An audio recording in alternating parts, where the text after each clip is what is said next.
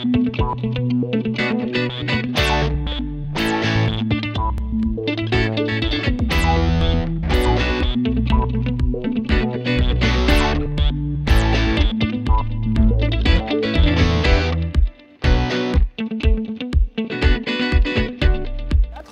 est sur une activité de diagnostic pour des élèves qui vont faire un bac pro en une année, en alternance entre chez nous au lycée Bugatti et des stages en entreprise.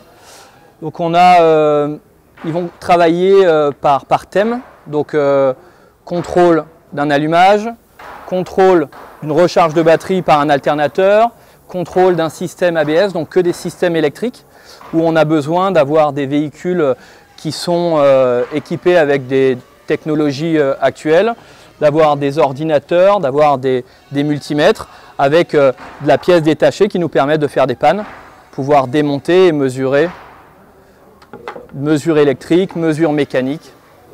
En fait, j'étais cuisinier avant, pendant plusieurs années. Mais j'ai toujours été passionné de l'automobile. Depuis petit, je faisais de la mécanique avec mon père, en loisir, tout ça.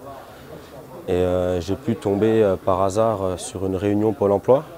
J'ai discuté avec un conseiller qui m'a mis en relation avec M. Rill du Greta. Durant l'été, j'ai fait un CVPP. C'est une formation qui a duré 2 mois au lycée Bugatti. Ça consistait à faire une partie mécanique, une partie carrosserie, une partie peinture. Donc après, moi j'ai choisi la mécanique parce que c'était mon projet de base. Donc je suis parti sur un CAP, ce qui était déjà une bonne chance à la base parce que j'ai toujours voulu faire de la mécanique et que je n'avais pas eu l'opportunité de le faire. Donc je suis parti sur un CAP, ça se passait bien, les locaux sont bien, les profs sont bien aussi, l'approche est correcte.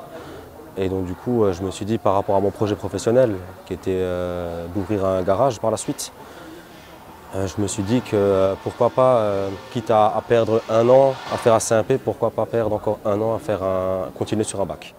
C'est la partie BTS.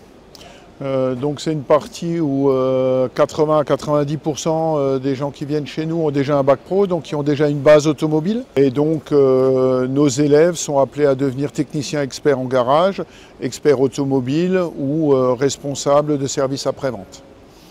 Donc quand ils viennent chez nous, ils ont déjà la connaissance de la plupart des systèmes et donc on va effectivement les faire rechercher des défauts ou des pannes ou des mises à jour sur les différents systèmes. Donc on travaille en général sur des véhicules de moins de 5 ans.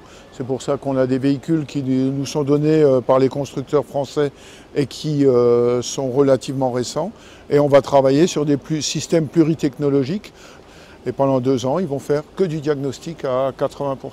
Et donc la dernière étape, c'est une partie des véhicules sont des véhicules réels, donc des véhicules clients.